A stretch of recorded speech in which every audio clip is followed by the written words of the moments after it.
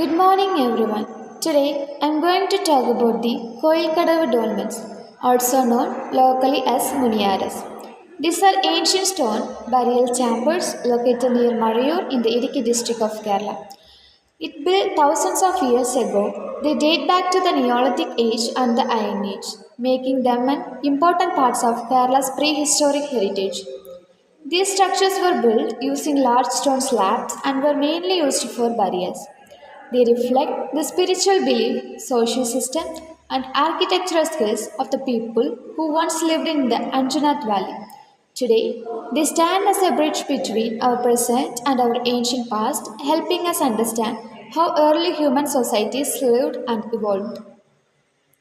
Now that we know that these structures, let's look at their history. The story of the Kovilkadavu dolmens goes back over 5000 years. The earliest dolmens were built around 5000 BCE during the Neolithic period when humans began to settle down, practice farming, and lived in organized communities. These early dolmens were simpler and less refined. Later, during the Iron Age, roughly between 1000 BCE and 500 CE, dolmen construction became more advanced. The stones used were carefully shaped and placed with greater precision, showing the progress in tools and construction techniques. This change also reflects how society itself was becoming more technologically skilled and socially organized. These dolmens are part of a larger megalithic culture scene across southern India. Some historians even believe that the builders may have had connection with people who migrated from the Indus Valley civilization, bringing new cultural practices and traditions. This shows that the Kovilkadavu dolmens were not just local structures but part of a wider cultural network. Now that we have explored the history of the Kovilkadavu dolmens, let's take a closer look at the lifestyle of the people who built them. These dolmens don't just tell us about the burial practices, they also reveal how these ancient communities lived, worked, and organized their society thousands of years ago. The dolmens provides valuable clues about the daily life and culture of the people who built them. The difference in the size and type of dolmens suggests that these communities had a clear social hierarchy. Larger above ground, dolmens were likely built for leaders or high ranking individuals, while smaller burial urns or simpler graves nearby were probably used for ordinary people. This shows that the status and rank played an important role in their society. There were early agricultural communities, meaning farming was one of their main occupation. They grew basic crops, gathered food from forest, and relied on hunting and fishing to meet their needs.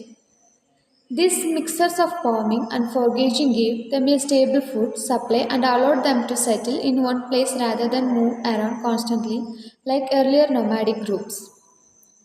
These people also practiced craftsmanship and trade. Archaeological finds such as pottery, beads, and iron tools tell us that they were skilled at making households, items, ornaments, and farming equipment. Their beads suggest that they may have traded goods with nearby regions, showing the beginnings of economic exchange. Spirituality and rituals were very important to them. The fact that they built large and complex burial chambers indicates a strong belief in the afterlife. They likely believed that death was not the end, but a journey to another world. For this reason, the dead were buried with personal belongings, pottery, and sometimes tools to help them in the next life.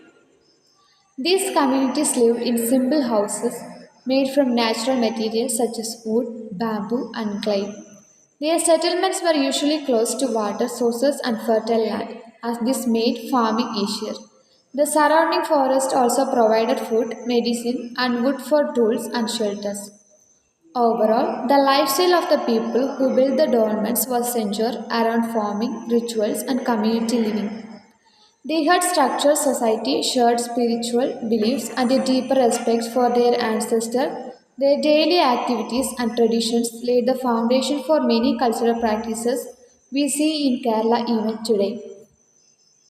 Now that we have understood their lifestyle and how they lived, Let's explore how these dolmens were discovered and studied by modern researchers. For centuries, the local people of Marur were aware of these mystery stone structures and respected them. They called them Muniaras, which translate to sages' cells, believing that holy men or sages once meditated there. However, the archaeological importance of the structure was recognized much later. Researchers and historians began studying the dolmens carefully, document their structure, purpose, and historical value. Their studies revealed that these dolmens were built over thousands of years, starting from the Neolithic period and continuing through the Iron Age. A major milestone came in 2006 when the Government of Kerala Archaeology Department officially declared the Kovilkadavu dolmens and nearby Neolithic sites as protected monuments. Since then, detailed surveys have been carried out to record their unique features, such as different dolmen sizes and even some chambers with perfectly rounded holes carved into the stone slabs. These studies have helped us understand not just the structures themselves but also the lives of the people who built them. Now that we know how they were discovered and documented, let's look at the current situation of these ancient monuments and how they are being managed today. Even though the dolmens are now protected by law, they face serious threats today. Over years, many of these structures have been damaged or destroyed due to vandalism, land encroachment, and neglect. Tourism has also played a role in harming these sites. Activities of off-road jeep rides near the dolmens have caused physical damage to the fragile stones and surrounding areas. The Kerala State Archaeology Department is officially responsible for protecting and preserving these monuments.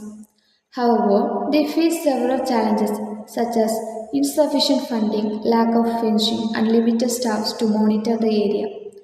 This has made it difficult to stop illegal activities and maintain the site properly. While there have been some local panchayat level efforts to protect the dolmens, these have not been enough. What we need is strong, well planned preservation strategy with proper funding and cooperation between the government, local communities, and historians. Without this, many of these ancient structures could disappear forever. Finally, let's conclude by reflecting on the importance of the Koilkadava dolmens and why they must be preserved. The Koilkadava dolmens are not just stones arranged in a specific way, they are living evidence of Kerala's prehistoric past, representing the beliefs, social structures, and skills of ancient communities. These monuments tell the story of a time when humans were taking their first steps towards organized societies and complex spiritual practices. Sadly, these structures are under threat today due to human negligence and lack of proper protection. If we do not act now, we are risk losing a priceless part of our history. Preserving the dolmens is not only about protecting ancient stones, it is about honoring our ancestors, safeguarding our cultural heritage, and ensuring future generations can learn from and be inspired by them.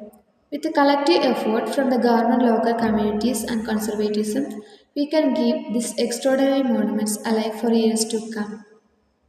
Thank you.